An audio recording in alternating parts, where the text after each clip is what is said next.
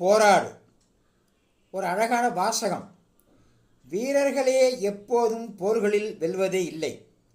மாறாக எவன் ஒருவன் தொடர்ந்து போரிடுகிறானோ அவனே வெல்வான் என்பதுதான் அந்த வாசகம். எல்லாம் செஞ்சு பார்த்தேன், முடியவில்லை, விட்டுட்டேன் என்று சொல்வோர்தான் அதிகம்.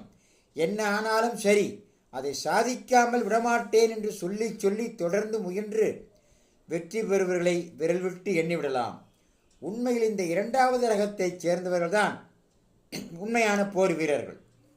வெற்றியாளர்கள் கதவை தட்டி பார்த்தேன், திறக்கலை, அதனால் தட்டுவதை விட்டுவிட்டேன் என்று சொல்வது இயலாமை.